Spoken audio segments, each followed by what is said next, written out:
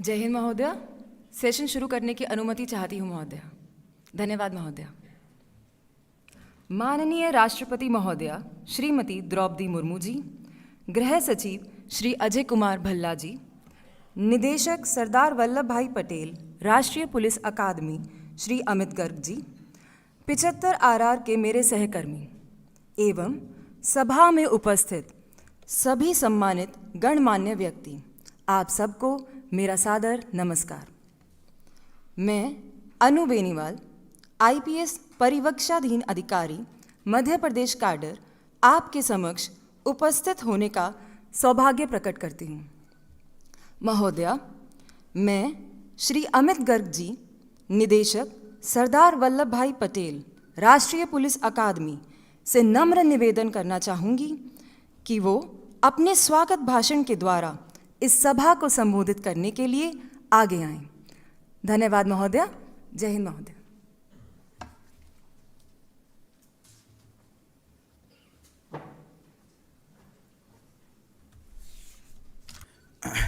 Honorable President of India, Honorable Union Home Secretary और सम्मानित गणमान्य व्यक्ति, मैं आज 75 आरआर जो कि 2022 बैच के आईपीएस प्रोबेशनर्स को संबोधित करते और उनके साथ बातचीत करने की सहमति प्रदान करने के लिए भारत की माननीय राष्ट्रपति महोदय को धन्यवाद देना चाहता हूँ। यह एक गौरवपूर्ण क्षण है और आपके सुझावों और प्रेरणात्मक शब्दों को सुनने के लिए आज हम सभी का उपस्थित रहना राष्ट्रीय पुलिस अकादमी के लिए सम्मान का विषय है। भारत के माननीय राष्ट्रपति 27/12/2022 को सरदार वल्लभ भाई पटेल राष्ट्रीय पुलिस अकादमी हैदराबाद का दौरा किया था और आपने उस दौरे में 74 आरआर जो कि पिछला बैच 2021 को आपने आईपीएस प्रोबेशनर्स के साथ बातचीत की थी। आज आपके समक्ष 32 महिला अधिकारियों सहित 75 आरआर 2022 के 155 प्रशिक्षु अधिकारी उपस्थित हैं, जिन्होंने राष्ट्रीय पुलिस अकादमी में 29 सप्ताह का बेसिक ट्रेनिंग पूरा किया और 27 अक्टूबर 2023 को अकादमी में उनका दीक्षांत परेड समाप्त हुआ। 155 अधिकारी प्रशिक्षुओं में से 79% पुरुष हैं और 21% महिलाएं हैं। बैच की औसत आयु 28 वर्ष है। 59% को उनका पिछले कार्य का अनुभव है, 60% इंजीनियरिंग बैकग्राउंड के हैं और सबसे ज़्यादा महाराष्ट्र, यूपी, राजस्थान से हैं, जो कुल बैच के 41% हैं। एनपीए के फेज़ 1 ट्रेनिंग के प्रशिक्षण के दौरान IPC, CrPC, evidence act, internal security and public order, forensics, investigation, ICT, attitude, ethics, human rights, criminology का इनपुट दिया गया। आउटडोर में physical training, drill weapon firing, yoga, unarmed combat, field craft and tactics, map reading, motor driving, equitation, swimming इत्यादि। इन 39 सप्ताहों के phase training में 9 सप्ताह विभिन्न ऑर्गेनाइजेशंस के साथ अटैचमेंट शामिल हैं, जैसे grey hounds, army, ITBP, BSF, CRPF, parliament, Bharat दौरा एवं 2 सप्ताहों का दिल्ली का अटैचमेंट। ये आईपीएस प्रोबेशनर्स दिसंबर 4, 2023 से 30 सप्ताह के लिए अपने अपने कैडर में डिस्ट्रिक्ट प्रैक्टिकल ट्रेनिंग के लिए जा रहे हैं। इस चरण के दौरान उन्हें एक पुलिस स्टेशन के एसएचओ के रूप में काम करके पुलिस स्टेशन प्रबंधन में ऑन द जॉब प्रशिक्षण मिलेगा और साथ ही उपमंडल और जिला स्तर के पदाधिकारियों के साथ मिलकर जिला उपमंडल प्रबंधन में व्यवहारिक प्रशिक्षण भी मिलेगा। माननीय राष्ट्रपति महोदय, राष्ट्र निर्माण से आपका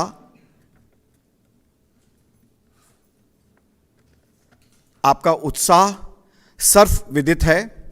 आपने अपने सार्वजनिक जीवन में जनता के उत्थान के लिए सरकारी योजनाएं के प्रति काफ़ी प्रयास किया है। राष्ट्रीय पुलिस अकादमी के निदेशक के रूप में मैं इन नए आईपीएस प्रशिक्षुओं के साथ बातचीत करने की सहमति देने के लिए एक बार फिर आपको धन्यवाद देता हूं।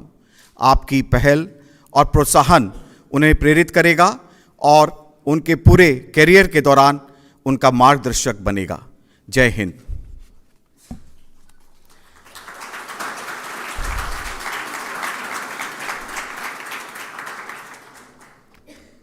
अब मैं अनुष्का कालिया को अपने एक्सपीरियंस के लिए निमंत्रण करता हूं। माननीय राष्ट्रपति महोदया, मैं अनुष्का कालिया भारतीय पुलिस सेवा के 75वें बैच से हूँ। मुझे आगमुट काडर प्राप्त हुआ है।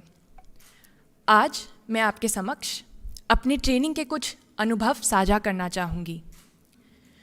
सर्वप्रथम मेरा अनुभव आपसी सहयोग पर आधारित है। हमारी ट्रेनिंग प्लाटून स्तर पर होती है। हर प्लाटून में करीब 20 से 22 लोग रहते हैं। शुरू में इन्हीं चंद लोगों के साथ पूरा दिन व्यतीत करना कठिन लगता था, पर जैसे ही ट्रेनिंग आगे बढ़ी, हमें ट्रेनिंग में काफ़ी मुश्किलें आईं। तभी इन्हीं सहकर्मियों का सहयोग मदद आया।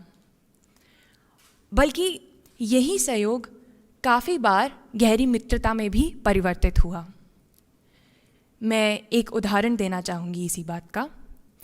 हमारी अकादमी हमको ग्रेहाउंड्स अटैचमेंट के लिए भेजती है, जिसके अंतर्गत हमको 5 दिन जंगल में गुजारने होते हैं।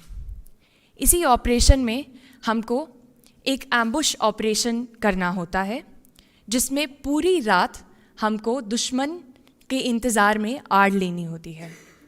परंतु जिस दिन हमारा एम्बुश ऑपरेशन था, उसी दिन रात को 2 बजे बहुत तेज़ बारिश हुई, और क्योंकि ऑपरेशन 5 बजे तक चलना था, हम सब एक साथ बहुत तेज़ वर्षा में भीगते रहे। इस अनुभव ने हम सब में एक अपनेपन की भावना को बढ़ावा दिया। दूसरी ओर हमारी अकादमी में हमको कई रूट मार्च भी करने होते हैं, और मेरा मानना है कि ये रूट मार्च तभी सफल हो पाए क्योंकि हमको एक दूसरे का सहारा था। इस ट्रेनिंग ने हमको सिर्फ व्यक्तिगत ही नहीं बल्कि आपसी तालमेल भी सिखाया। महोदया, मेरा दूसरा अनुभव काफ़ी महत्वपूर्ण रहा है। काफ़ी समय ट्रेनिंग के दौरान ट्रेनिंग को लेकर मन में काफ़ी प्रश्न आते थे, हम सबको ही। हमको छुट्टियां नहीं मिलती थी, और एक समय ऐसा था कि पूरा दिन हम पुलिस स्टेशन विज़िट करके वापस रात को 1 बजे लौट कर आए थे, और सुबह फिर 5 बजे हमको पीटी के लिए रिपोर्ट करने को कहा गया था। एक रात पूरा रात नाइट ड्रिल करने के बाद सुबह फिर इंडोर सेशन अटेंड किया। उस समय जब भी हम अध्यापकगण से यह प्रश्न पूछते तो हमको ये कहा जाता कि पुलिस की नौकरी ऐसी ही है। आज ट्रेनिंग पूरी होने पर जब मैं पीछे मुड़कर देखती हूँ तो समझ आता है कि यह टाइट शेड्यूल ने हम सब में मानसिक रिजिलियंस का विकास करा। एनपीके ट्रेनिंग ने ना ही सिर्फ हमको कुशल बनाया और शारीरिक तौर पे सशक्त करा, बल्कि मानसिक तौर पे भी मजबूत करा। मैं अपने आप को बहुत भाग्यशाली मानती हूँ कि मुझे एनपीए की ट्रेनिंग करने का अवसर प्रदान हुआ। मेरा तहे दिल से धन्यवाद है। अब मैं प्रशिक्षु अधिकारी ऋषभ बोला को मंच पे आमंत्रित करना चाहूँगी। धन्यवाद।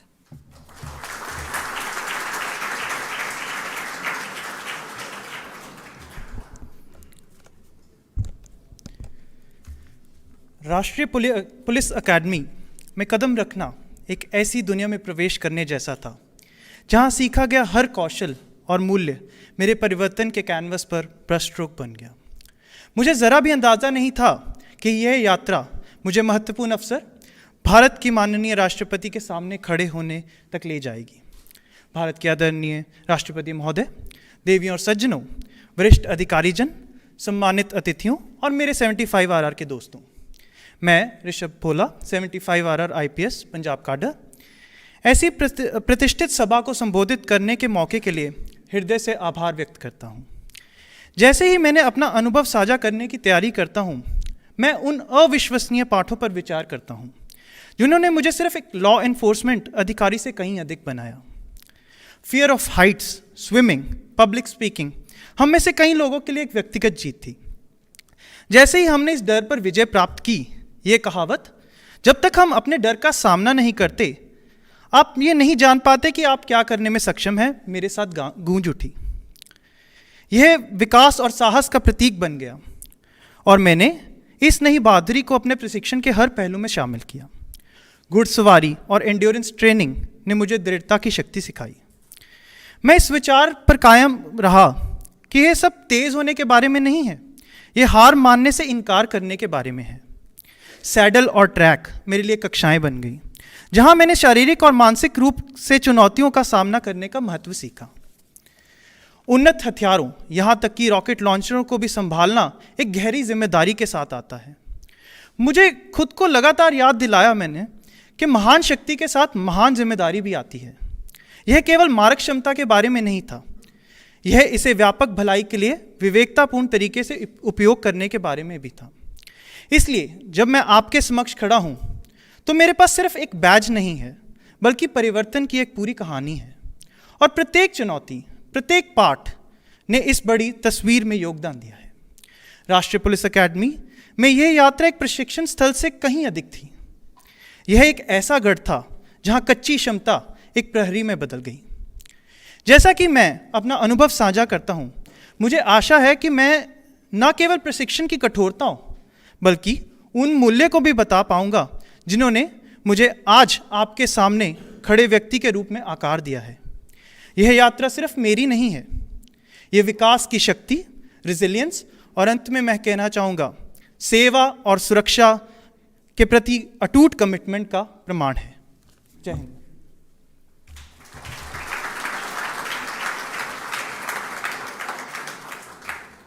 माननीय राष्ट्रपति महोदया, भारत का प्रत्येक नागरिक आपके उदार हृदय एवं उच्च प्रतिष्ठा से परिचित है।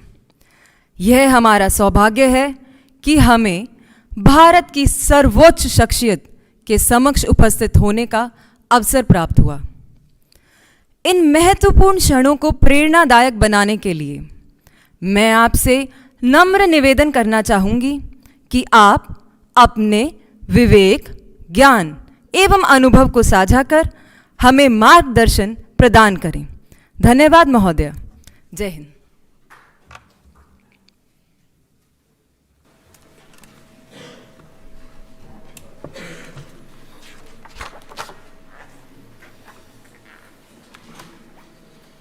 वर्ष 2022 बैच के आप सभी IPS प्रोफेशनल से मिलकर मुझे बहुत प्रसन्नता हो रही है।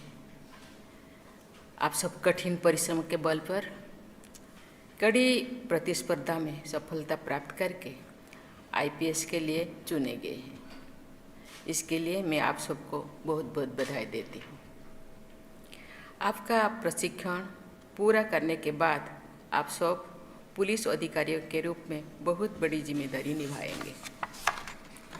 पुलिस प्रशासन तथा लॉ एंड ऑर्डर का प्रमुख दायित्व राज्य सरकार पर होता है, लेकिन आप सब IPS ऑफिसर्स राज्य सरकार द्वारा नियुक्ति कर गए पुलिस अधिकारियों और कर्मचारियों को नेतृत्व प्रदान करेंगे। इस प्रकार देश के पुलिस व्यवस्था को अखिल भारतीय सूत्र में पेरोने का कार्य इंडियन पुलिस सर्विस के आप जैसे अधिकारियों द्वारा किया जाता है। मुझे बताया गया है कि आप सब अपनी ट्रेनिंग के दौरान NPA सॉन्ग यानी नेशनल पुलिस एकेडमी के गीत गाते हैं। उस गीत में आपकी भूमिका और आपके आदर्शों को इन शब्दों में व्यक्त किया गया है। हर दिशा से चुनकर आए, हर दिशा से चुनकर आए, कुछ ऐसा हम कर जाए। व्यक्तित्व तराशो ऐसा जो मुल्क के काम आ जाए। आप में से अनेक प्रोबेशनर्स भविष्य में अधिकारी के रूप में समय समय पर बीएसएफ, सीआरपीएफ, सीआईएसएफ और एनएसजी जैसे गृह मंत्रालय के नेतृत्व में संचालित केंद्रीय पुलिस बलों को भी सेवाएं प्रदान करेंगे। राज्य स्तर पर तथा राष्ट्रीय स्तर पर पुलिस बलों ने देश में कानून व्यवस्था बनाए रखने तथा देश की एकता और अखंडता को अक्षुण्ण रखने में अमूल्य योगदान दिया है। इसके लिए मैं वर्तमान और पूर्व के सभी पुलिस कर्मियों और अधिकारियों को सराहना करती हूँ। कर्तव्य पथ पर सर्वोच्च बलिदान देने वाले पुलिस कर्मियों के स्मृति में यहाँ से थोड़ी ही दूर में चाणक्यपुरी में नेशनल पुलिस मेमोरियल की स्थापना की गई है। मैं सभी देशवासियों की ओर से पुलिस बलों के उन बलिदानी वीरों को नमन करती हूँ। डियर आईपीएस प्रोबेशनर्स, वर्ष 2022 के इस बैच में महिलाओं की संख्या लगभग 22% है। मुझे बताया गया है कि इंडियन पुलिस सर्विस में 554 महिला अधिकारी कार्यरत है, जो कि तैनात अधिकारियों की कुल संख्या 4,344 का लगभग 13 यानी 13% है। मुझे विश्वास है कि महिला आईपीएस ऑफिसर के कुल नंबर और परसेंटेज में वृद्धि होती रहेगी। मैं चाहूँगी कि सभी महिला आईपीएस ऑफिसर्स तथा पुलिस बलों में कार्यरत सभी महिलाएं एक दूसरे के साथ संपर्क बढ़ाएं और अपने अनुभवों से परस्पर लाभान्वित हो। मैं खुशी हूँ कि अभी एक महिला ऑफिसर ने अपने अनुभव साझा किए और कैसे वो एक दूसरे के साथ एकजुट रह कर के बहुत से बड़ा बड़ा चैलेंजेस को वो ओवरकम किया। इसीलिए मैं आप लोगों को धन्यवाद देना चाहती हूँ। आप लोगों का सर्विस, आप लोग ऐसे सर्विस चुने हैं कि ये चैलेंजेस भरा रास्ता है, लेकिन देश के लिए आप लोगों का साहस, आप लोगों का हौसला बहुत ज़रूरत है। क्योंकि कभी कभी मैं वहाँ भी थोड़ी बहुत अपने से बोली थी कि कभी ऐसे जब देश आज़ाद हुआ, इसके पहले या इसके बाद या कुछ दिन, क्योंकि आज़ाद इंडिपेंडेंट जो होने से पहले का जो हम पराधीन थे, तो लोग कहते हैं पुलिस आ जाएगा, तुम चुप जा, बच्चों को बोलते थे, क्योंकि डरते थे पुलिस। लेकिन पुलिस हम लोगों का ये डर का नहीं, यह सहयोगी है। ऐसे एक पुलिस और पब्लिक का रिलेशन बहुत अच्छा होना चाहिए। पुलिस अपने भाई समझे, अपने अपना समझे, यही होना चाहिए। मैं ये भी मानती हूँ कि कम्युनिटी पुलिसिंग को बढ़ावा देने में तथा सेंसिटिव और फ्रेंडली पुलिसिंग की अपेक्षा को पूरा करने में महिला पुलिस अधिकारियों और कर्मचारियों की विशेष भूमिका रहेगी। आप कहते हैं महिलाओं के बारे में इतना क्यों कहा जाता है? क्योंकि देश में 50% महिलाएं हैं और भी महिला पुलिस की तैनात जरूरी है। मैं खुश हूँ कि आहिस्ता आहिस्ता पुलिस विभागों में महिलाएं या गर्ल्स पुलिस आ रहे हैं। ये देश के लिए बहुत ही अच्छी निशान है। मुझे लगता है इन फ्यूचर अभी भी बहुत अच्छा कर रहे हैं, इन फ्यूचर और भी आएंगे। डियर आईपीएस प्रोबेशनर्स, उपनिवेशवाद के दौर में विदेशी हुकूमत के उद्देश्यों को प्राप्त करना ही प्रशासन का लक्ष्य होता था, लेकिन स्वाधीनता और समतामूलक लोकतंत्र में सभी नागरिकों की प्रतिभा और क्षमता के विकास हेतु अवसर प्रदान करना सरकार और प्रशासन का लक्ष्य है। भय और गुलामी की मानसिकता को समाप्त किया जाए तथा सभी नागरिक आत्मसम्मान के साथ विकास की यात्रा में भागीदार बने, ये हमारी राष्ट्रीय प्राथमिकता होना चाहिए।